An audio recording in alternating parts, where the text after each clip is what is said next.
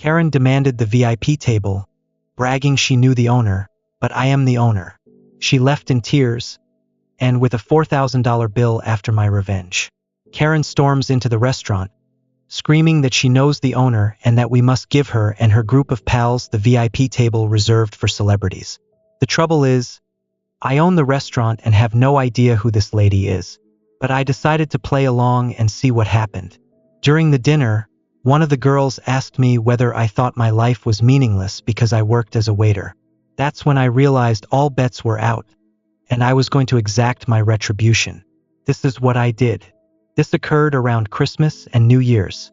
My grandparents immigrated to Canada from Italy in the 1970s and established a restaurant. When they died, my parents took over the restaurant, which they grew and enlarged throughout the decades. I've been working at the restaurant since I was 15. As my parents became older, they retired and became snowbirds, spending the winters in Florida. They sold the restaurant to me a few years ago, but they kept a tiny percentage of the stock as a supplementary source of income, in addition to their savings. As soon as I took possession, I modernized the old place. I rebuilt the restaurant, altered the logo, and contacted local and national newspapers to place advertisements. I invited food critics, bloggers, and vloggers. It was slow at first, and I began to fear that the loan I took out to undertake all of this was the worst mistake I'd ever made, that I had ruined 3 generations of a family company. But soon it began to work. A local semi-YouTuber included us in one of his videos, which prompted more people to visit and review us. Even on a Monday, we were quickly seeing 5 to 10 times the regular volume of activity. We became a destination for large events, and it was not uncommon for a celebrity to stop by on certain evenings. I even invited certain high-profile clients to visit and cook for our guests. This cost a fortune, so we were completely filled for the holidays. People had to make reservations in July to get a table in December. It took years to get to this point. When things become busy, I don't simply sit in the back office. I'm on the floor doing whatever needs to be done, whether it's greeting customers, bussing tables, or mopping the floors. On nights with high-profile guests or events, I wear a jacket and take charge. One night, 6 women walked in. 5 of them appeared to be in their early 20s, with the leader looking to be in her mid-20s. My best assumption was that she was an elder sister of one of the females or an older sorority sister to incoming college students. I was greeting them at the entrance, and as they approached, Queen Bee Karen was telling the baby Karens how fantastic this restaurant is, how delicious the cuisine is, and how there might even be celebrities there. When she approached me, she explained that she required a table for 6. I responded, "Of course. Can I get the name on the reservation?" She stared at me. She responded, "Oh, I didn't make one, but it's okay. The owner is a personal friend of mine. He said he always keeps 1 or 2 tables open for special guests, and we can have one of those tonight." This is true for many high-profile restaurants, and I've been doing it recently as well. But I had no idea who this woman was, and she had never discussed any of this with me. I understood she was attempting to get in without a reservation, but she had chosen the worst person to try this with. I told her, "I am sorry, but we cannot seat anyone without a reservation. As you can see, we do not have any seats available." I didn't want to go all out and say, "I'm the owner and we have never spoken before, so I never promised you anything." But I didn't want to embarrass her in front of the other girls she was with at the time. She then instructed one of the other girls to take a picture of me. She announced that she would speak with the owner and ensure that I was either scrubbing toilets or fired by the end of the week. The other girls behind her joined in, saying things like, "Yeah, kiss your minimum wage job goodbye." I wasn't sure if they were in on it with her or if they truly believed she knew the owner. Queen Bee Karen then said, "Look, you can either give us a table or I can make your life very difficult. This is not worth losing your job." She kept pointing, trying to belittle me, and then saying things like, "Obviously, you aren't anyone here, because if you were, you would know who I am and never try to tell me anything other than yes or of course." She was constantly attempting to put me down and take that table. At this time, it had been a hard day for me, and from my perspective, I had 3 options. Number 1, I could inform her that I am the owner and call her out on all of this. Number 2, I could simply hand her the table and let things go. Or third, I could teach Queen Bee Karen and her minions a lesson. I selected option 3. I smiled at her and said, "Of course, ma'am. Please follow me." I handed her one of the 3 tables we leave free in case a celebrity walks in, which occurs occasionally. I told her, "I apologize for everything, and you're right. It would be simpler just to give you the table." I also assured her that the first 3 rounds of drinks would be free. I seated them down and personally served them. As they sat, I told them, "We need one of your credit cards and IDs, just to keep on file, and we'll return them to you before you leave." Queen Karen handed me her card and informed the baby Karen minions, "Tonight is on me." I took their orders, gave them their free beverages, and informed them that due to how busy we were tonight, the meal may be delayed. The females only worried about the free drinks. They ordered 3 rounds and still hadn't received any food. They eventually called and asked me to check on it, all while giving me the worst attitude since they arrived. I told them I will look into it, but also asked if they wanted additional drinks. They ordered 2 more rounds. They were soused by the time the appetizers arrived, having done nothing but drink on an empty stomach for the majority of the night, and just eating salads. As more food arrived, more beverages were ordered. What these girls didn't realize was that they were at our VIP table, which normally costs a few thousand to sit at, but I didn't charge them for it. Except for the first 3 rounds, I charged them for all of the extremely costly cocktails they had throughout the evening.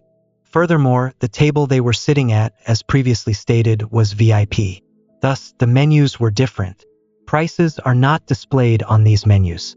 This is a restaurant industry trade secret.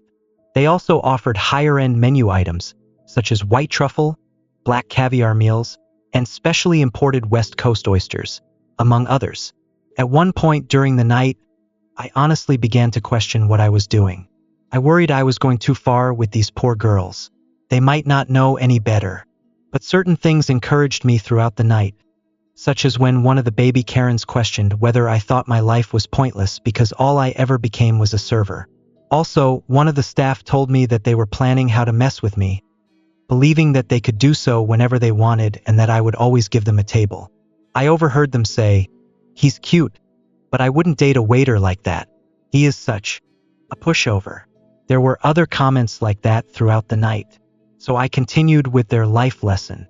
By the end of the night, each female had built up a bill ranging from $500 to $600.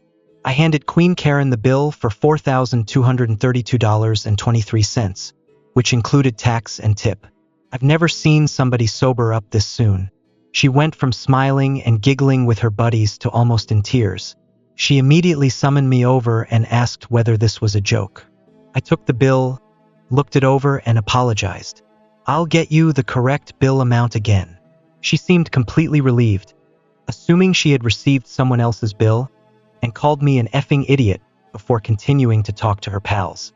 When I returned to give her the right bill, she flipped out again. "It was only a question. Is there something wrong on this bill that you didn't order?" She and the girls were stunned and went over every single line of the bill, including the initial several lines that listed their original 3 rounds as complimentary. They then got out their phones and went over everything 100 times, adding it all up. Queen Bee, visibly startled, just remarked, "1 second. I need to use the restroom." Part of me feared she'd dine and dash and leave the baby Karens with the tab. But I discreetly reminded her that we had her ID and credit card without making it too obvious. I was concerned that she would run out of money. 10 minutes later, she returns with new makeup, clearly crying, and tells me all about how poor the food was, how dreadful the drinks were, and so on, demanding that I, at the very least, cut the cost in half. She went on to say that the baby Karens would help, despite the fact that she had previously informed them that the night would be hers. Then, as if a light bulb went off in her head, she brought up her alleged relationship with the owner again, as if it would give me extra motivation to lower the amount in half. I smiled as I told her, "No, simply no. I can't change the bill." She takes out her phone and shows me a series of text messages from someone named after my restaurant, followed by the word owner. I instantly grasped what she had been doing in the bathroom, most likely changing one of the other Karen minions' contact names and erasing prior texts to establish this new script. I reviewed the messages and clicked on the contact information before telling her, "That's not the owner's cell phone number." Her response was, "He has multiple phones for business. Of course you do not know all of his numbers." I replied, "How about this? If we call him and he says it's okay to take 50% off the bill, then I'll do it." Her response was to begin ranting and screaming, which drew the attention of the few remaining patrons, and I knew it was time to finish this. I told her, in a less conciliatory tone, "Cut the crap, little girl. You do not know the owner. You've never been here before. And if you continue ranting, I'll call the cops." Her tone changed as she attempted to defend herself as best she could. My response to her lame retort was, "My grandfather established this restaurant. My family has been running this establishment for centuries. I've worked here for nearly my entire life. I am the sole owner of this restaurant, and I have never seen you, heard of you, or made any promises to a stranger I have never seen before tonight."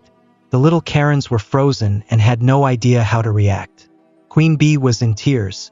I added, "Now, I provided you the table you wanted, one of these particularly reserved tables for high-end clientele, which I did not charge you for, as well as 3 rounds of free drinks. If you do not pay your account, I will call the cops and give them your identification." Karen signed the bill in tears, and the tiny Karens reached into their wallets to hand her whatever cash they had, which was probably a couple hundred, with the promise to repay her more. 2 days later, an angry man arrives at my restaurant and requests that one of my bartenders talk with me. I was in the back office working, so he had to wait for about a half hour. She was with him too, but she kept her head down. I took them both to my office and showed him highlights from the security cameras, which had particularly high-quality audio because they were in the VIP area. We needed to keep good records in that area due to previous, unconnected accidents. I showed him the majority of it, their remarks, orders, everything. When all was said and done, he rushed out with her, yelling at her the entire way. I have not seen or heard from any of them since. But the initial bill I gave them, which did not include the $120 oysters, is framed on my desk. As a side note, I did not lose as much money on the table and 3 rounds of drinks as you might expect. The table was intended to be empty anyway, so I didn't lose anything because I hadn't expected to gain anything in the first place. The cost of the meal and other drinks more than compensated for the loss in the first 3 rounds. So, now that you know everything, am I the jerk?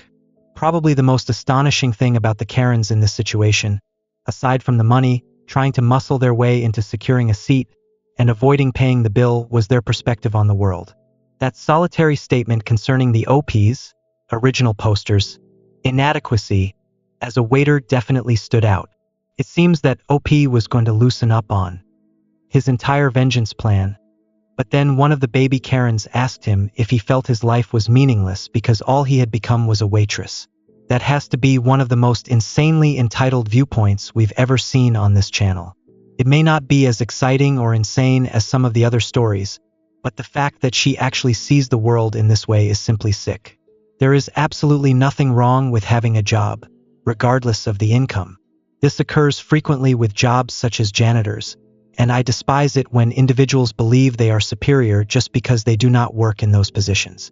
There is nothing wrong with becoming a janitor. I don't understand that mindset. But in this situation, she not only feels that way, but she also wants to mock him for doing a difficult job such as being a waiter, or at least that's what she believes he's doing. One more thing. I'm happy this story ended on a somewhat gratifying note, with the father attempting to reverse the situation but becoming more enraged with his daughter than the restaurant owner. The only thing that scared me out was that the restaurant was recording audio of the folks sitting at that table. I would probably avoid going to a restaurant if I knew my talks were being recorded. Anyway, I'm glad it worked out for the OP. But please tell me how you would have handled the matter if it were your restaurant and these were your customers. Was the OP a jerk or not, and why? Thank you for watching. If you haven't subscribed yet, please do so and hit the notification bell to stay updated with more shocking real-life stories happening around you.